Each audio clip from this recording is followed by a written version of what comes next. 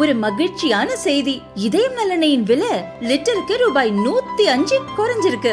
September 2023ல 1 litre இதயம் நல்லெண்ணெயின் அதிகபட்ச விலை ரூபாய் 503. ஆனா இப்ப 1 லிட்டர் இதயம் நல்லெண்ணெயின் விலை ரூபாய் 398 மட்டும்தான் தமிழ்நாட்டுல. அப்ப இனிமே எல்லாரும் இதயம் நல்லெண்ணெய் வாங்கலாம் இல்ல? வேளாண் பட்ஜெட் என்ற பெயரில் மத்திய அரசின் திட்டங்களை தமிழக அரசு அமல்படுத்துகிறது. அந்த வகையில் நன்றி என வானதி சீனிவாசன் கூறினார். தமிழக அரசு வேளாண்மைக்கென்று தனி பட்ஜெட் அறிவிக்கின்ற பழக்கத்தை துவக்கி ஒவ்வொரு வருடமும் வேளாண்மைக்கென்று ஒரு தனி பட்ஜெட் கொடுத்துக் கொண்டிருக்கிறார்கள். இதுல ஒவ்வொரு வருஷமே நாங்க பாக்குறது என்னன்னா, விவசாயிகளுடைய வருமானத்தை இரட்டிப்பாக்க வேண்டும் என்கின்ற லட்சியத்தோடு பணிபுரிந்து கொண்டிருக்கக்கூடிய பிரதமர் மோடி அவர்களுடைய மத்திய அரசினுடைய திட்டங்களைத்தான் கிட்டத்தட்ட 70% மேலாக தமிழக அரசினுடைய வேளாண் பட்ஜெட்டிலே பார்க்க முடிகிறது.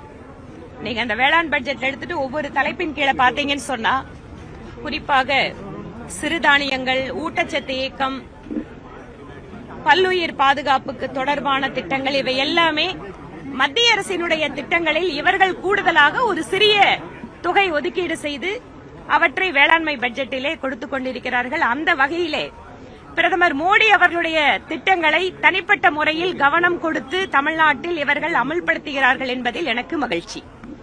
இரண்டாவது, இவ்வளவு பெரிய ஒரு ஸ்டேட்ல இவங்க கொடுக்கக்கூடிய நிதி உதவி அப்படிங்கிறது, குறிப்பாக இளைஞர்களுக்கு பயிற்சி, எத்தனை இளைஞர்களுக்கு? 100 இளைஞர்களுக்கு.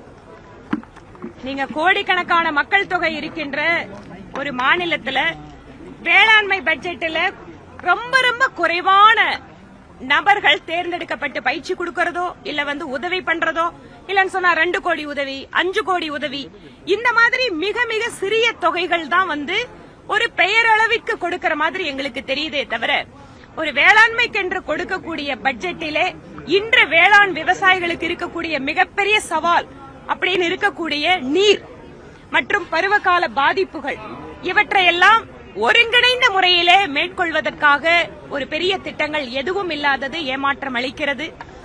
நம்ம சொல்லுவோம், சில அறிவிப்புகள் மக்களை கவரக்கூடிய அறிவிப்புகள் மாதிரி சில அறிவிப்புகள்ல அதுவும் ஒதுக்கப்படக்கூடிய தொகை என்பது மிக மிக குறைவாக இருக்கிறது. நீங்க எல்லாத்தையும் கம்ப்ளீட்டா அதை படிச்சு அனலைஸ் பண்ணீங்கன்னா தெரியும்.